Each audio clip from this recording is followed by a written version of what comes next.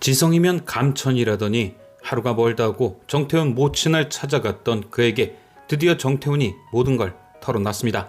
안 그래도 미안해 죽겠는데 자꾸 찾아와서 마음에 걸린 것도 있겠지만 수연과 자신의 문제를 떠나서 혼자 계신 어머니를 돌봐준 유대성에게 더욱 큰 미안함을 느꼈던 거겠죠. 정태훈은 그런 유대성에게 무릎을 꿇고 빌었고 유대성은 정태훈이 말한 진실을 핸드폰에 남겨두었습니다. 이후 유대성은 곧바로 차화영 회장이 있는 회장실로 찾아갔는데요. 그곳엔 차화영과 서유라가 이야기를 나누고 있었죠.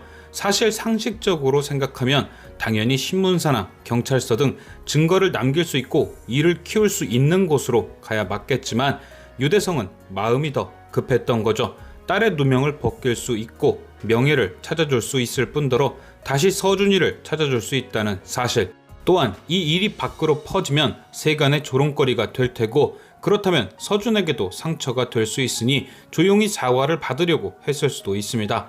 하지만 차화영은 그리 만만한 상대가 아니었죠. 지금에 와서 사과를 할 인물이었으면 애초에 이런 일은 벌이지도 않았을 것.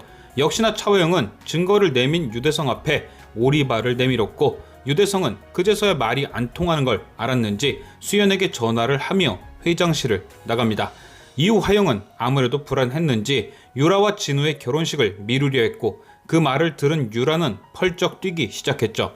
이를 본 화영은 유라에게 은밀한 제안을 하는데요. 바로 유대성의 뒤처리를 맡아보란 말이었죠. 서유라는 마음이 급했습니다. 수연과 진우가 이혼하기 전처럼 말이죠. 이혼이 늦어져 마음 졸였던 것처럼 이번엔 결혼이 늦어질까 마음이 급했던 것.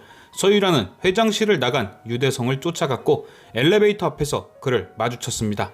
그리고는 유대성에게 백지수표를 언급하며 일을 마무리 짓자 설득했죠. 하지만 유수연만큼 답답한 유대성에게 그런 회유가 통할 리는 없었습니다.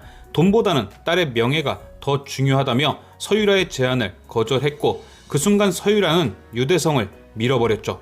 결국 유대성은 크게 다쳤고 핸드폰은 서유라의 손에 넘어갔습니다. 17회 예고편을 보면 떨어진 유대성은 혼수 상태가 된 듯하고 서유라는 그의 병실 앞까지 찾아왔는데요. 당연히 서유라에겐 그의 생사 여부가 중요하겠죠. 혹시라도 그가 깨어난다면 자신이 경찰에 잡혀갈 수 있으니 말입니다. 앞으로 유대성은 서유라의 아킬레스건이 되는 거죠. 아마도 김혜경에게 그랬던 것처럼 또다시 병실에 들어와 유대성을 죽이려 할 수도 있을 테고요. 하지만 이와 반대로 이번 일로 큰 수확을 거둔 것도 서유라입니다.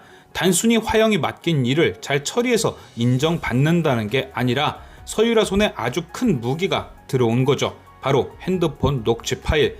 아마도 서유라는 차화영에게 핸드폰을 가져다 주기 전 그 녹음 파일을 자신에게 보냈을 겁니다. 그리곤 그대로 가져온 척 차화영에게 넘겨주겠죠. 그렇다면 서유라는 이 파일을 언제 쓸 것이냐? 바로 자신의 거짓 신분이 밝혀졌을 때 차화영을 협박할 무기로 쓸 것 같은데요. 오늘 서유라는 진우와의 결혼식을 스몰 웨딩으로 한다고 했습니다. 이유는 그럴듯하지만 속내는 뻔하죠. 신분 자체가 가짜인 만큼 초대할 사람이 없으니 최대한 간소하게 하겠다는 속셈. 하지만 결국엔 눈치 빠른 차화영에게 자신의 정체를 들키고 말 겁니다. 그때 이 녹음 파일을 쓰는 거죠. 나 쫓아내면 다 같이 죽는 거다. 이렇게요. 결국 차화영은 유수연보다 못한 며느리에 협박까지 당하며 울며 겨자 먹기로 살게 될 듯한데요. 과연 서유라는 앞으로 어떤 악행을 더 보여줄 것인지. 지금까지 시청해주신 여러분께 감사드리며 저는 또 다른 리뷰로 돌아오겠습니다.